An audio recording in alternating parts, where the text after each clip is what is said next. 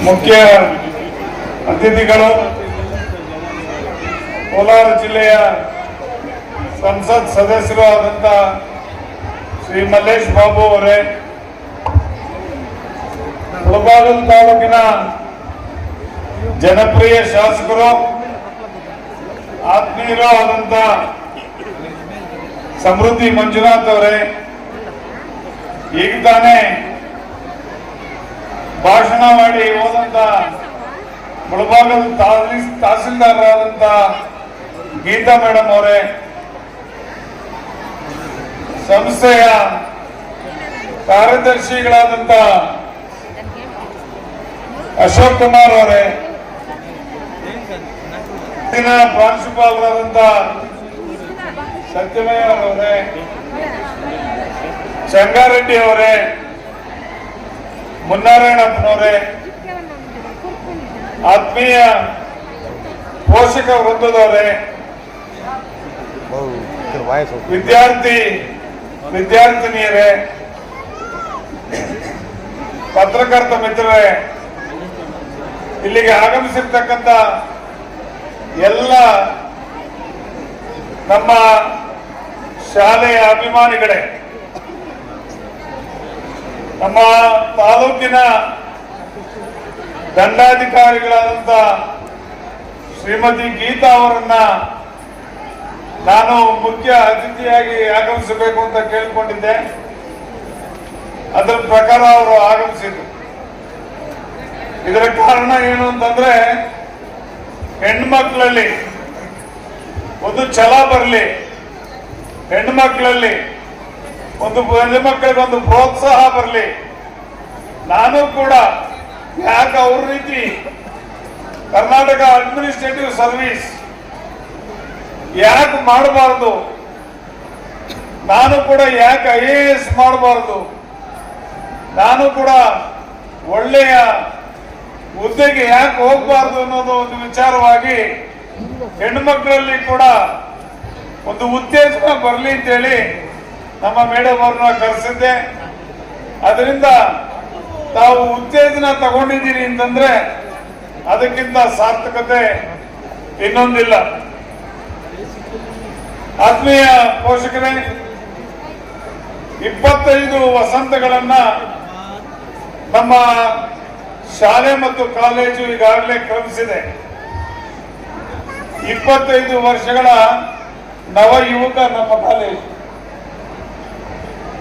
ನನ್ನ ಸಮೃದ್ಧಿ ಮಂಜುನಾಥ್ ನೆಲ್ತಾ ಇದ್ದಾರೆ. ಇನ್ನ ಅಂದ್ರೆ ಯಂಗ್ಸ್ಟರ್ಸ್, ಇನ್ನ ನಮಗೂ ವಯಸ್ಸಾಗಿರ್ಬೋದು, ಆದರೆ ಶಾಲೆಗೆ ಇನ್ನೂ ವಯಸ್ಸಾಗಿಲ್ಲ. ನಮ್ಮ ಒಂದು ದೃಷ್ಟಿ ಮುಳಬಾಗಿಲು ತಾಲೂಕಿನಲ್ಲಿ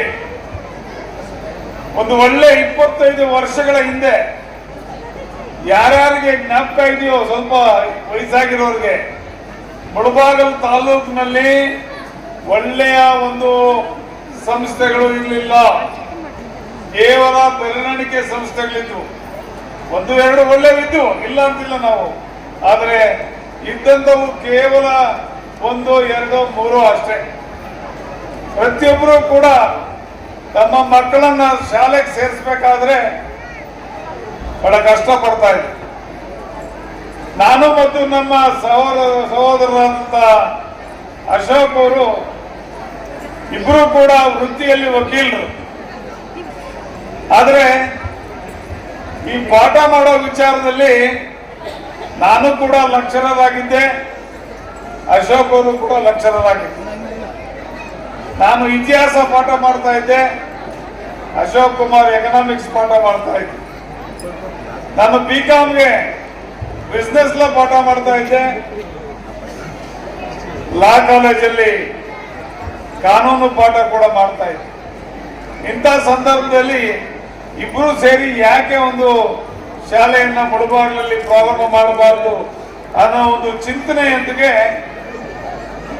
ಮೊದಲು ಪ್ರಾರಂಭ ಮಾಡಿದಾಗ ಕೇವಲ 23 ಜನರು ಎಲ್ಲಿ ಮುತ್ಯಾಲಪೇಟೆನಲ್ಲಿ ಪ್ರಾರಂಭ ಮಾಡಿದ್ವಿ. ನಮ್ಮ ಸ್ಕೂಲ್ ಒಂದು ಹೆಸರಿಟ್ಟಿದ್ರು, ಸೊಂದು ಸ್ಕೂಲ್ ಅಂತ. ಅಲ್ಲೊಂದು ಸೊಂದಿತ್ತು. ಆ ಸೊಂದಿರೋದ್ರಿಂದ ಯಾರು ಸೇರ್ಪಿಸಿಡ್ ನಾವು ಅಂದ್ರೆ ಅದೇ ಸೊಂದು ಸ್ಕೂಲ್ ಸೇರ್ಪಿಸಿಡ್ ನಾವು. ನೋಡಿ, ನಿಮ್ಮೆಲ್ಲರ ಒಂದು ಆಶೀರ್ವಾದ, ನಿಮ್ಮೆಲ್ಲರ ಒಂದು ಅಭಿಮಾನ, ನಿಮ್ಮೆಲ್ಲರ ಒಂದು ಪ್ರೀತಿ ವಿಶ್ವಾಸ ಆ ಒಂದು ಸ್ಕೂಲ್ ಇವತ್ತು ಬಹಳ ಚೆನ್ನಾಗಿ ಬೆಳೆದು ಇವತ್ತು ಸಾವಿರಾರು ಜನಗಳಿಗೆ ವಿದ್ಯೆಯನ್ನ ನೀಡಿ ಒಳ್ಳೆ ಕೆಲಸವನ್ನ ಮಾಡ್ತಾ ಇರ್ತಕ್ಕಂಥ ಒಂದು ವಿಚಾರವನ್ನ ನೋಡ್ತಾ ಇದ್ದೀನಿ. ಅನೇಕ ಜನ ಡಾಕ್ಟರ್ಗಳಾಗಿದ್ದಾರೆ, ಅನೇಕ ಜನ ಇಂಜಿನಿಯರ್ಗಳಾಗಿದ್ದಾರೆ. ನಿನ್ನೆ ತಾನೇ ಒಬ್ಬ ಸ್ನೇಹಿತರು ಹೇಳಿದ್ರು, ನಿಮ್ಮ ಶಾಲೆಯಲ್ಲಿ ಓದಂತ ನಮ್ಮ ಹುಡುಗ ವರ್ಷಕ್ಕೆ 24 ಲಕ್ಷ ಪ್ಯಾಕೇಜು ನಿನ್ನೆ IBM ಅಲ್ಲಿ ಸಿಕ್ತು ಸರ್ ಅಂತ. ಬಹಳ ಸಂತೋಷ ಆಯ್ತು. ಯಾಕೆಂತಂದ್ರೆ ನಮಗೆ ಬೇಕಾಗಿರ್ತಕ್ಕಂಥದ್ದು ಅದೇನೆ. ನಮ್ಮ ಶಾಲೆಯಲ್ಲಿ ಯಾವ ಮಕ್ಕಳು ಓದಿದ್ದಾರೆ, ಅವರು ಉತ್ತಮರಾಗಿದ್ದಾರೆ, ಅವರು ಸಜ್ಜನರಾಗಿದ್ದಾರೆ, ಬಹಳ ಚೆನ್ನಾಗಿ ಜೀವನದಲ್ಲಿ ಮುಂದೆ ಬಂದಿದ್ದಾರೆ. ಅಂದ್ರೆ ಇದಕ್ಕಿಂತ ಒಳ್ಳೆಯ ಒಂದು ಇದನ್ನ ನಮಗೆ ಇನ್ನೇನು ಬೇಕಾಗಿಲ್ಲ. ನಾವು ಮುಂದಿನ ದಿನಗಳಲ್ಲಿ ಕೂಡ ಉತ್ತಮವಾದಂತಹ ಒಂದು ವಿದ್ಯಾಭ್ಯಾಸವನ್ನ ಕೊಡ್ತೀವಿ.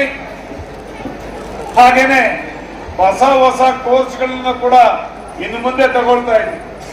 ಈಗಾಗಲೇ ಈ ವರ್ಷದಿಂದ BCA ಪ್ರಾರಂಭ ಆಗ್ತಾ ಇದೆ, BBA ಪ್ರಾರಂಭ ಆಗ್ತಾ ಇದೆ, MCOM ಪ್ರಾರಂಭ ಆಗ್ತಾ ಇದೆ, MBA ಪ್ರಾರಂಭ ಆಗ್ತಾ ಇದೆ.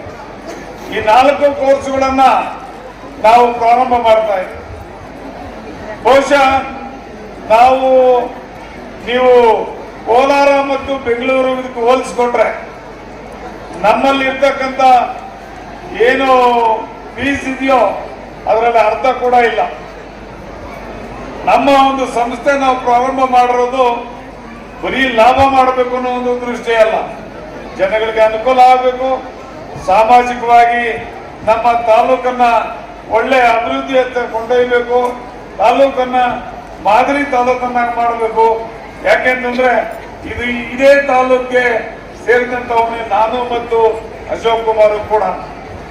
ಹಾಗಾಗಿ ನಮ್ಮ ದೃಷ್ಟಿ ಏನಿದ್ರು ಒಳ್ಳೆಯ ವಿದ್ಯಾಭ್ಯಾಸ ಕೊಡೋ ಕಡೆಗೆ ನಿಮ್ಮೆಲ್ಲರ ಆಶೀರ್ವಾದ ಅಂತ ನಿಟ್ಟಿನಲ್ಲಿ ಇರಬೇಕಾಗ್ತದೆ. ಮುಂದಿನ ದಿನಗಳಲ್ಲಿ ಕೂಡ ನಿಮ್ಮ ಯಾವುದೇ ಒಂದು ತೊಂದರೆ ಇದ್ರೂ ಕೂಡ ನಮ್ಮ ಶಾಲೆಯಲ್ಲಿ ನಾವೇನು ಎಲ್ಲಾ ಸರಿಯಾಗಿ ಮಾಡ್ತಾ ಇದ್ದೀವಿ ಅಂತ ನಾನು ಹೇಳೋದಕ್ಕಾಗಲ್ಲ. ಕೆಲವೊಂದು ನ್ಯೂನ್ಯತೆಗಳು ಕೂಡ ನಮ್ಮಲ್ಲಿ ಇರ್ಬೋದು, ಕೆಲವೊಂದು ತಪ್ಪುಗಳು ಕೂಡ ನಮ್ಮಲ್ಲಿ ಇರ್ಬೋದು. ದಯವಿಟ್ಟು ತಮ್ಮಲ್ಲಿ ನಾನು ಅರಿಕೆ ಮಾಡಿಕೊಳ್ಳೋದೇನು ಅಂತಂದ್ರೆ, ನಮ್ಮಲ್ಲಿರ್ತಕ್ಕಂಥ ತಪ್ಪುಗಳನ್ನ ಕೂಡ ನೀವು ಬಂದು ನಮ್ಗೆ ಹೇಳಿ ಆ ತಪ್ಪುಗಳನ್ನ ಸರಿ ಮಾಡಿಕೊಳ್ಳಿ ಅಂತ ಹೇಳುವಂತ ಒಂದು ಇದನ್ನು ನಿಮಗಿದೆ ಅಂತ ಹೇಳಿ ಈ ಸಂದರ್ಭದಲ್ಲಿ ನಾನು ಹೇಳೋದಕ್ಕೆ ಇಚ್ಛೆ ಪಡ್ತಾ ಇದ್ದೇನೆ. ಎಲ್ರಿಗೂ ಒಳ್ಳೇದಾಗ್ಲಿ. ಮಕ್ಕಳು ಡ್ಯಾನ್ಸ್ ಮಾಡ್ತಾರೆ ಈಗ ಮತ್ತು ಅನೇಕ ಕಾರ್ಯಕ್ರಮಗಳನ್ನ ಕೊಡ್ತಾರೆ. ತಮ್ಮಲ್ಲಿ ನಾನು ಕೋರ್ಕೊಳ್ಳೋದೇನು ಅಂತಂದ್ರೆ, ಎದ್ದು ಬಂದು ಬೇರೆಯವರು ಡಿಸ್ಟರ್ಬ್ ಮಾಡಬೇಕು. ನಿಮ್ ಬೂತ್ ಕಡೆಯಿಂದನೇ ನೋಡಿ ಆನಂದಿಸಿ ಅಂತ ಹೇಳ್ತಾ ನಾನು 2 ಮಾತನ್ನ ಮುಗಿಸ್ತಾ ಇದ್ದೇನೆ. ಜೈ ಹಿಂದ್, ಜೈ ಕರ್ನಾಟಕ.